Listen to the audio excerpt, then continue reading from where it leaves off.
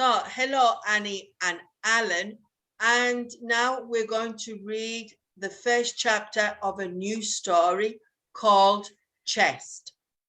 So, with your help, we will read a short part each of this book. So, Annie, what can you see in the picture here? In the picture, two men, the other younger and the other older, with long beard, and this look like chatting each other and sitting down under the tree. Right, And so we see two men, as you said. One looks older because he has a long beard, and he's showing the younger man a picture of something that we don't know, and they're both sat under the tree. So, Alan, if you would be so kind and you can read the first page. Off you go. Once upon a time, there was a man who lived in Scotland. The man was quite old. His name was Walter. Walter had never married. He had no children or family nearby. He had lived for many years alone, but he was very kind. He always treated everyone nicely. Walter had travelled far. He had travelled around his home in Scotland, but he had not gone farther. Now it was time to act. He had a mission. Walter didn't have a lot of funds, but he was not poor. He had saved some money in his younger years. He planned to use that money for his Right, so Annie, for his mission. Yes. He must go to the three separate places. He needed money for food, hotels, and travel.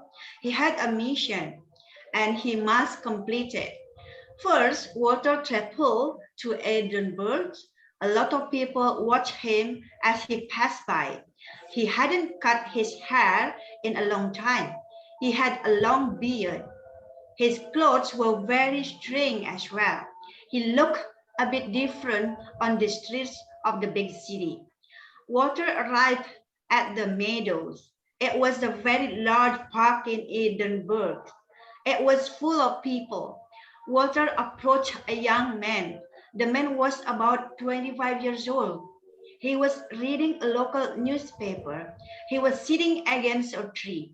He looked very calm. Walter sat down next to the man. "Good afternoon," Walter said. "Hello," answered the man. He looked at Walter suspiciously. Then he carried on reading. "How are you, David?" Walter said. So here we have the word Edinburgh. It's a very unusual name. It's the capital of Scotland, Edinburgh. Okay? Oh, Edinburgh. Edinburgh. It's very difficult because names are not easy. Off you go, Alan, please. Can you read the next page? The man. The man looked up. He was very surprised. How did this strange person know his name? He looked at the old man carefully. "Did you say David?" he asked. "Yes, I did. How do you know my name?" I can't tell you that." David stopped reading the newspaper. He looked at Walter, this time even more carefully. He looked at the long beard. He tried to imagine him with no beard. Nothing. He had no idea who the old man was. "What do you want?" asked David. By now he was very suspicious. "Don't worry," said Walter. "I haven't come to harm you. I am here to tell you about something." "Go ahead," replied the man. "Tell me." Annie. Walter pulled a picture out of his pocket. In the picture, there was a chest. It looked very old. It also looked like it might have something inside it, something of value. "What's that?" David asked. "Don't you know what it is?" "It looks like a chest. I've never seen it in my life. Walter looked at David closely. Then he pointed to the picture. Look at this. David, look. The chest had a lock. The lock had 3 zeros on it. It's a lock. Yes. And Walter continued. The numbers are missing? David questioned. That's it, said Walter. All 3 numbers are missing. He looked at David closely. I need those 3 numbers for my mission, Walter said. Mission? What mission? I can't tell you that, the old man replied calmly. Alan. David didn't understand. He had no idea what the man wanted. How could he give the man numbers he didn't know? Finally, Walter said, I'm sure you've got one of those numbers. I don't know what you're talking about. Think about it, David. You must have an old object, an object with a number on it. David thought carefully. He had no such object. He was sure of it. Then he remembered something. He did have one thing with a number. Maybe that was it. Now that you mention it, he said excitedly, I may have something. Wait here. I'll go and get it. When you are going, asked Walter, to my house, I need to get something. Wait, I'll come with you. David looked at the man suspiciously once again. The man was old. He seemed nice. He guessed it would not be a problem. Okay, he said, follow me. Anney. David and Walter left the park. They went back along a small street. Then they took a bus to David's house. It was in a different part of town. While they traveled, David asked Walter, what's your name? My name is Walter. Walter Davis? Walter Davis. And how long have you been in Edinburgh, Mr. Davis? Oh, please call me Walter. No need to be so polite. Okay, Walter, how long have you been in Edinburgh? I've been here 2 hours. Oh, really? That's not long. Yes, but I like it. There are a lot of nice people and interesting sights here. Yes, there are. Alan. The 2 men continued talking. Soon they reached David's house. The house was small and neat. David took Walter to the garage. David kept many things from his past there. He had things from when he was a boy. He had some old photos. He even had some old school notes. What are you looking for here? Asked Walter. I remembered something I have. It sounds like the object you are looking for. An object with a number? Yes, an old object with a number. Please wait a minute. I'm going to look.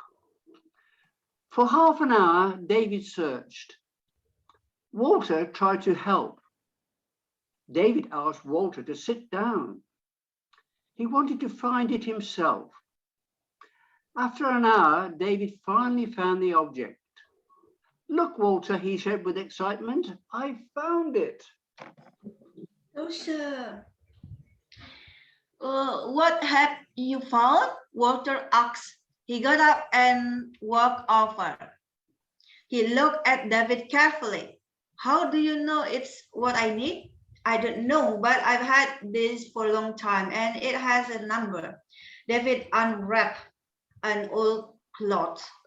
Inside was a gold necklace, and inside the necklace there was a number. When you said you needed something with a number, David began. I remember this. Do you remember who gave you that necklace? Asked Walter. I'm not sure. I've had it since I was a baby. Walter smiled. He opened the garage door. "Where are you going?" David asked. "I'm finished here," replied Walter. "Remember that number and read this."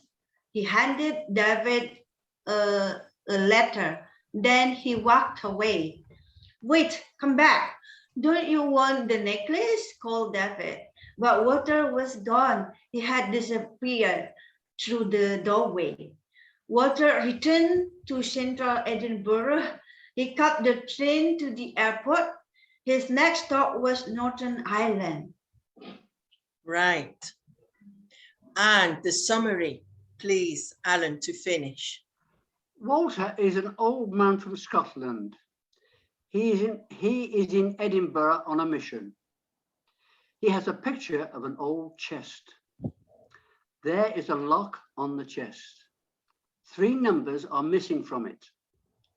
Walter asks a man named David about the missing numbers. He says one number is on an object David has.